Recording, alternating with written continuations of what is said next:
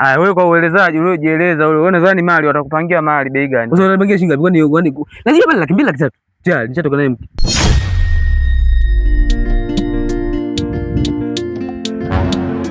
Yaani kwa leo nilipoenda kujitambulisha kwa wakwe yani. Yaani najua pale yule mke naweza nikamtolea 2 laki 3 mahali. Kwa maana nimejeza na apartment. Kwanza najua kabisa na apartment na majuu. Nimejeleza yani najua kabisa 2 laki 3 yule mke natoka naye.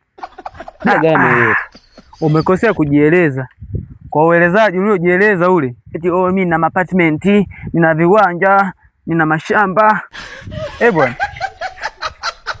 Yaani kwa ushauri ule mahali utapangiwa nyingi. Lazima nijieleze. Ili nilikuwa natengeneza njia yani. Ili njia yani ya kumpata mwanamke kiurahisi. Kwa sababu anajua, hiyo ajue yani kuwa wamempata mkwe sahihi. Yaani mwenye kila kitu ambacho anataka. Nimemwambia na apartment 3. Najua wewe si ulikuwa, najua ulikuwepo sijui. Lazima hiyo yani nipate mke kwa 1 3 laki 2. Haya wewe kwa uelezaji uliojieleza ule, wewe nadhani mali watakupangia mali bei gani? Sasa wanapangia shilingi ngapi? Kwani lazima bali 2 laki 3. Tayari nishatoka naye mke. Ulivyojieleza pale inamaanisha wewe una hela nyingi. Inaonyesha wewe una mali nyingi Wewe utapangiwa mali bilioni 5 Nini? Mimi ndo nakwambia utapangiwa mali bilioni 5 Kwa uelezaji uliojieleza ule. Bilioni 5 kwangu mimi wachukue.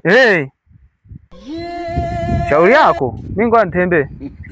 Huo ndo ujinga tunaokatao. Bilioni 5. Umesikia suti sana. Oya, brother suti. Siowi, yani siowi kiufupi. Bilioni 5 mimi wachukue. Apartment yenyewe ilikuwa projo tu. Sina apartment. Hata kuku ya kufuga sina. Hata kifaranga tu sijui wanatuzalishaje. We.